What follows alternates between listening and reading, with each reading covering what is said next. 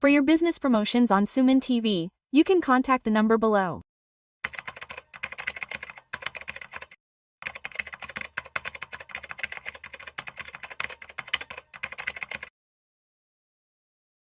Namaste Harsha. Namaste sir. Welcome to Vishnu Tax. Thank you. So Harsha, in this video, let's talk about gold and silver prices in some detail. Over the past year, returns on gold and silver investments have been in that range, in a way that no asset class has given. Almost gold and silver have given returns of 50% this year. So why do you see that gold and silver prices are increasing so much, and why are gold and silver giving returns that no other asset class has given? Actually, correct sir, if you look at the last 1 year, gold and silver is the asset class that has given maximum returns. But if we look at the overall asset classes, what are the major ones? There are 3 segments. One is your equities and stock market. The second is commodities. We call our gold, silver, copper all these commodities. The third is our real estate. We know very well about these two, but there is a lot of confusion about these two. Let's see the difference between equities and gold. What is equity? We are basically buying a stock share in a company. Having a share is just like basically buying a business. What is that company? It does a business. We are buying a share in that business. What is that business like? Many people come and work hard every day and produce a new soap company. Right, they all put in the hard work and put that soap in the market. They add some profit to it and sell it at a certain rate in the market.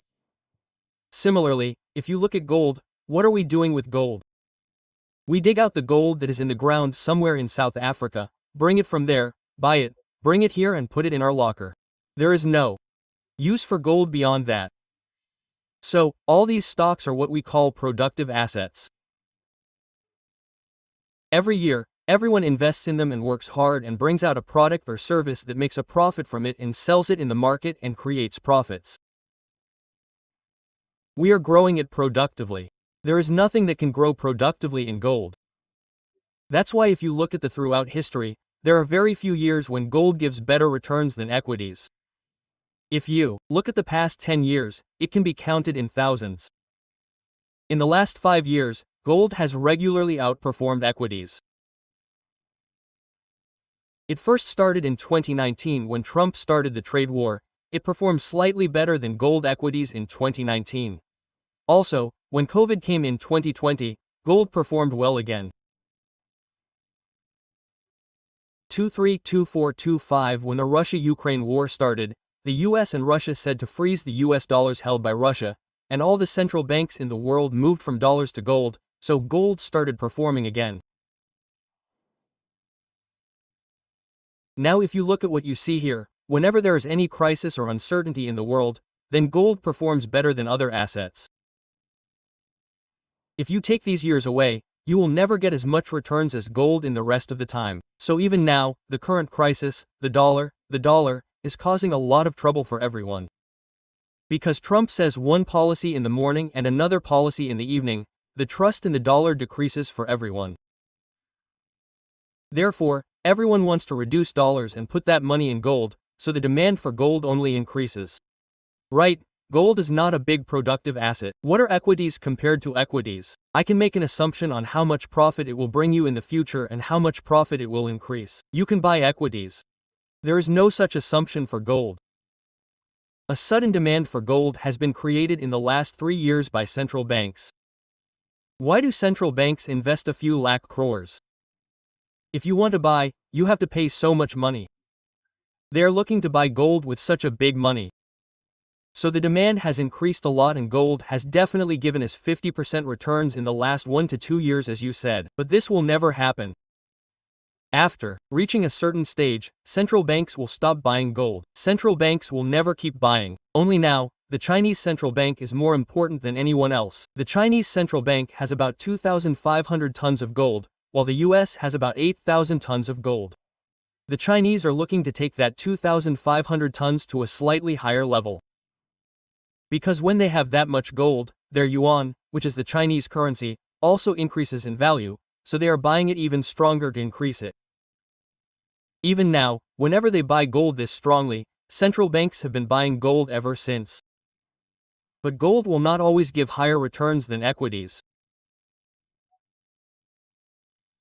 Because equities are a productive asset, they consistently take our resources in the market to a good level, that is, by adding productivity to it and adding profits due to it, we will take the resources to the next level. Gold is not like that. If you bought 10 grams 10 years ago, today it is the same 10 grams, there is no big change in it. So in the long term, very long term, gold does not give as much returns, but in the short term, for now, gold is definitely outperforming everyone. All the analysts in the world thought that gold would touch $3,850 by the end of this year. But today it has already touched $4,000. So if you look at that $4,000 also from a technical point of view, if you look at it according to technical analysis, there was a very strong resistance. It crossed that easily. And the next stock gold is that everyone is looking at is that $5,000 will be easily reached. So compared to equities, gold has definitely given strong returns in the last 1 to 2 years, but that will not be the case forever. So Harsha, when it comes to silver, yesterday alone, silver rose by almost 7,000 rupees and is currently trading at 166,000 within a day and a night. If silver has risen by another 30, 35,000, another 32, 33,000, it will reach almost 1.5 lakhs. But why do you think that silver prices are running at such a high rate? That is correct. So, you have strong buying by the central bank for gold, so it will increase so much. But no central bank wants to buy silver for silver. Also, you need to understand that gold has no industrial use. But silver has many uses in the industrial sector, especially the sunrise sectors that are coming up now, which are related to electric vehicles. You have the green energy sector, semiconductors, even semiconductors, and related ones, so the use of silver will increase, so silver will have industrial use in that way. But what you need to understand here is that both gold and silver are giving a good rally. Otherwise, to give that gold rally, there was strong support from central banks. Central banks bought gold by investing lakhs of crores. But they did not buy silver by investing lakhs of crores, because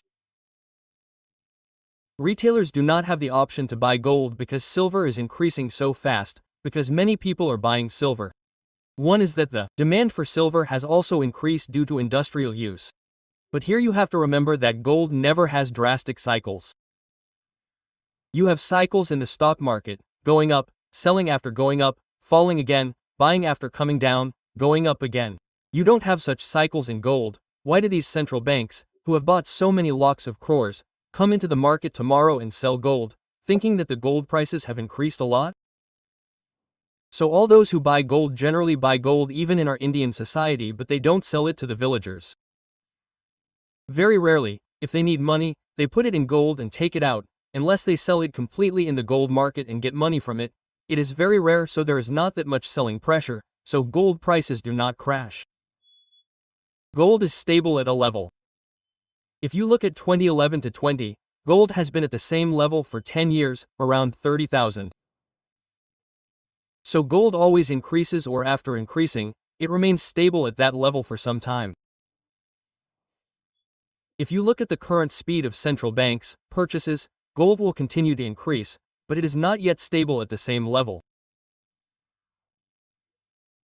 But if you look at silver, whenever there is a slight increase in supply in silver, such news will guarantee a strong correction in silver.